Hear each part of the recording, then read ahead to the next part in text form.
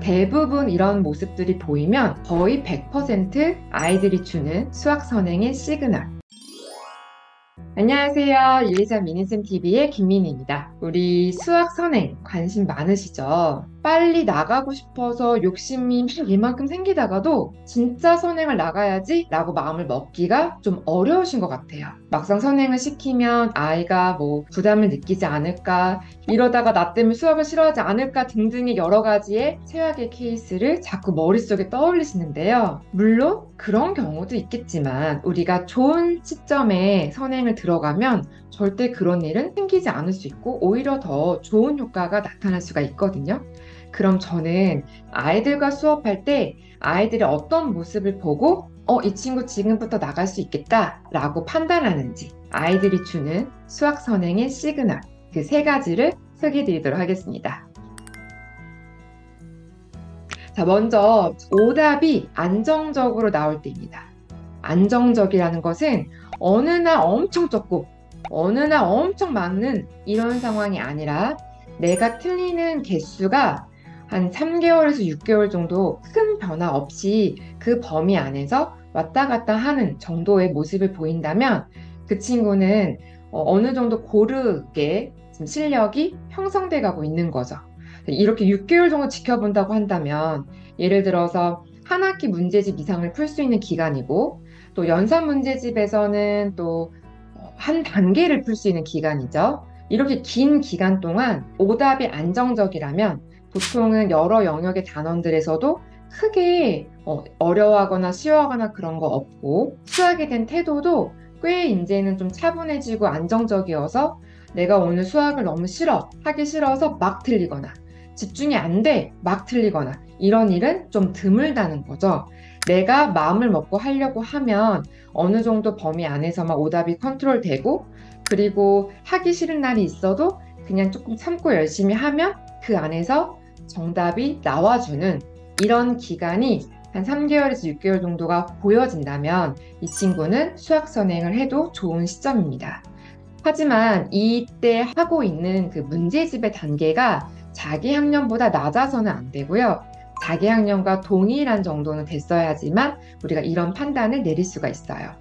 친구들이 모든 영역이 다 고르게 잘할 수 있는 건 아니기 때문에 어떤 특정 영역에서 엄청 많이 틀리기도 하고 끝만 응용이 살짝만 어려워지도 막 틀리는 이런 경우들이 사실 많거든요.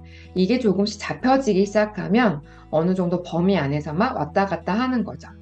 내가 기준을 70% 정답률 놓고 본다 하면 그 범위에서 50%까지 정답률이 나오는 단원이 들쑥날쑥하게 있다. 이러면 아직은 선행을 나가기에는 좋은 시점은 아닌 거죠.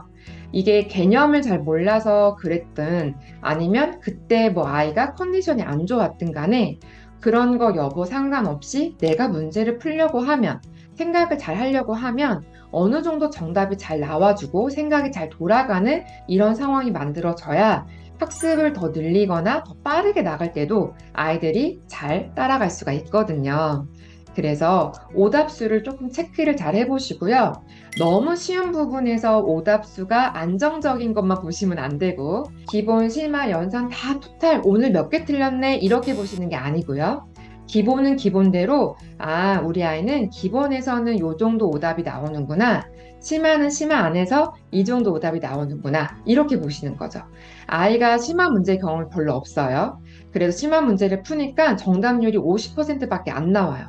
와, 이렇게 심화를 못 푸는데 선행? 말도 안 되지. 이게 아니라 기본은 기본대로 진도를 나갈 수 있고 심화는 심화대로 복습을 해가면서 따라가면 되는 거니까 나는 절대로 선행을 나갈 수 없다, 이렇게 생각하지는 않으셔도 된다는 겁니다. 대부분 이런 모습들이 보이면 거의 100% 선행을 시작했을 때 큰 마찰도 없고 아이가 부담을 느끼지도 않고 너무너무 중요한 시그널이니까 잘 기억해 두시고요. 두 번째는 아이가 엉덩이 힘이 생긴 겁니다. 근데 이 엉덩이 힘은 그냥 앉아서 문제 풀다가 먼 산 바라봤다, 문제 풀다가 물 마시고 다시 와서 앉았다가 이런 시간까지 포함해서 생각하는 엉덩이 힘은 절대로 아닙니다. 아이들이 집중을 한다는 것은 어리든 학년이 높든 상관없이 저학년 때도 빠르게 그런 모습이 나타나거든요. 이런 모습이 보이는 친구들이 수학을 조금 더 늘리거나 속도를 가면 내도 좀 잘 따라오는 거죠. 왜냐하면 내가 오늘 30분 충분히 앉을 수 있었던 거 40분 정도 앉아 있는 것쯤이야 그렇게 힘들지 않으니까요.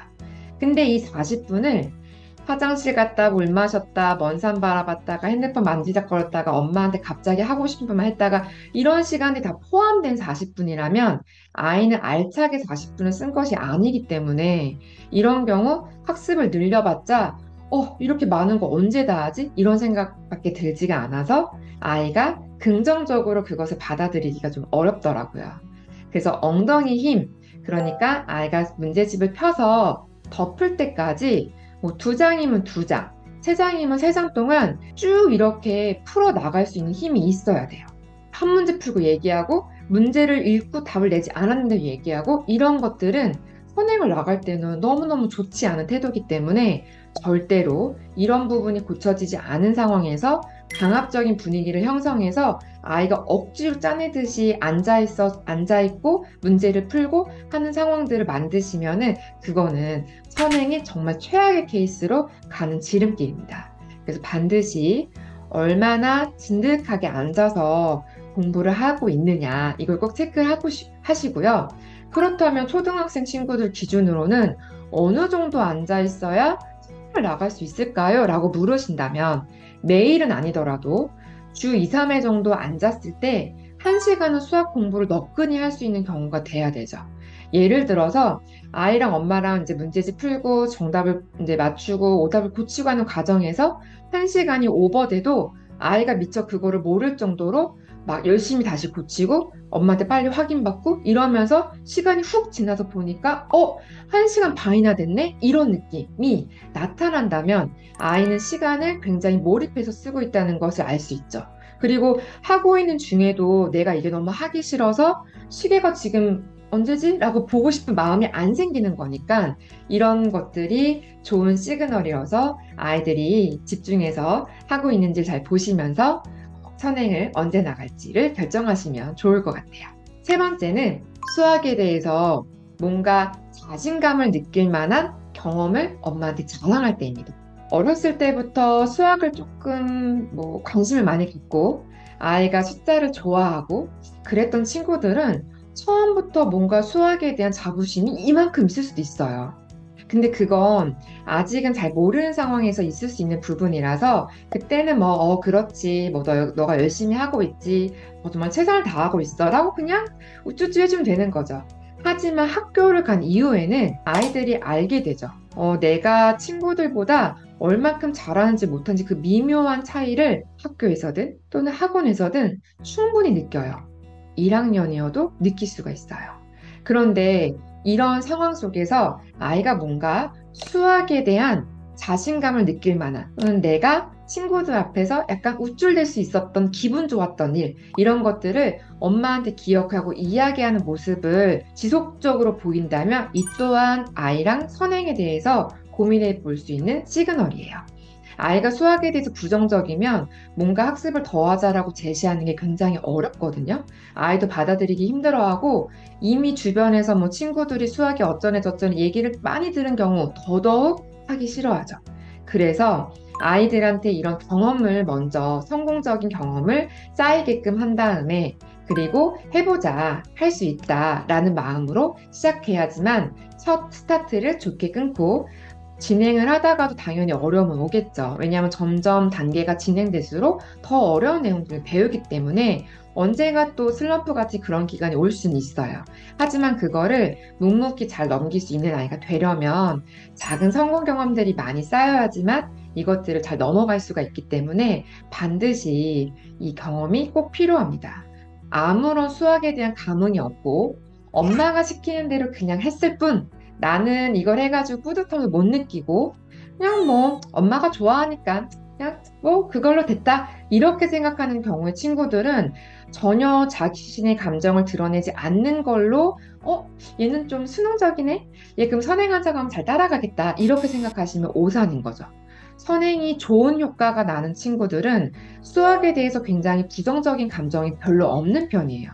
또는 반드시 수학에 대한 좋은 경험들이 그동안의 안 좋은 경험을 뒤엎을 만큼으로 작용이 돼서 뭔가 달라진 모습이 보이거든요. 뭐 숙제를 챙긴다든지 아니면 수학 시간을 좀 더 잘 예습을 하려고 간다든지 그런 모습들이 자연스럽게 나오게 되죠. 왜냐면 아이들은 아직 어리고 누구한테는 인정받고 싶어하는 욕구가 강하기 때문에 그걸 감출래야 감출 수가 없거든요.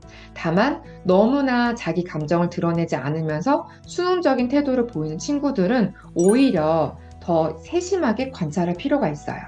엄마가 이렇게 시키니까 좋아했다. 엄마가 이렇게 안 하면 되게 싫어했다라는 경험이 지속적으로 쌓였다면 오히려 괜히 내가 엄마한테 내 의견을 드러내봤자 엄마한테 괜히 혼날 수도 있어. 이런 생각이 더 많이 든다면 오히려 자기 감정을 감출 수가 있어요. 이런 경우가 우리가 선행을 시작할 때 좋지 않은 시점에서 시작을 하게 되고 안 좋은 상황으로 가다가 중간에 다시 뒤로 돌아오거나 멈추게 된 상황이 생기죠. 반드시 선행을 들어가게 되면 뭔가 뒤로 돌아간다? 또는 여기서 더 이상 할 수 없어 멈춘다? 이런 경험은 아이한테는 꽤나 실패감을 느끼게 해줄 수 있는 경험이라서 그렇게 시작하시는 것은 사실 정말 좋지가 않습니다. 오히려 선행을 나가는 것보다 그냥 자기 진도하면서 깊이를 더 가져가는 쪽이 훨씬 더 나을 수가 있는 거죠.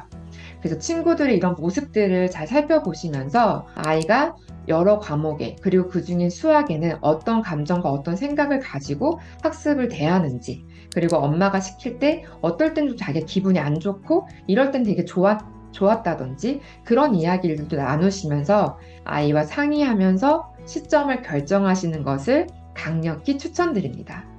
엄마 혼자 결정하는 거 아니고 결국 수학은 아이가 공부하는 것이니까요. 꼭 기억해 두세요. 자, 오늘은 수학 선행을 할 수 있게 하는 아이들이 주는 그 시그널 3가지를 소개해 드렸습니다. 이 시그널이 우리 아이한테 보이는지, 그리고 이제 이 3가지가 다 해당됐다면, 그러면 아이한테 넌지시 한번 목표를 던져보시고, 아이가 그것을 달성할 수 있도록 뭔가 동기가 생길 수 있게끔 이야기를 하면서 밑밥을 깔아놓으세요. 그런 밑밥 작업을 좀 하고, 자, 겨울 방학 때 나가자. 또는 뭐 여름방학 때 나가자 이런 식으로 방학 시작을 기점으로 어떤 선행을 할 수 있는 구조를 만드시는 것이 가장 효과적인 방법입니다. 꼭 기억해 두세요. 자, 오늘 영상이 도움이 되셨다면 좋아요, 구독을 눌러주시고요. 선행을 하면서 나 이거 너무너무 힘들었어요. 아이들이 이런 모습 보이는데 어떡하죠? 라는 고민들이 있으시면 댓글로 남겨주세요. 저희가 댓글을 모아서 또 라이브 때나 다른 영상으로 또 답변을 전달해 드리도록 하겠습니다. 오늘 영상 여기까지고요. 저희 다음에 또 만날게요. 안녕.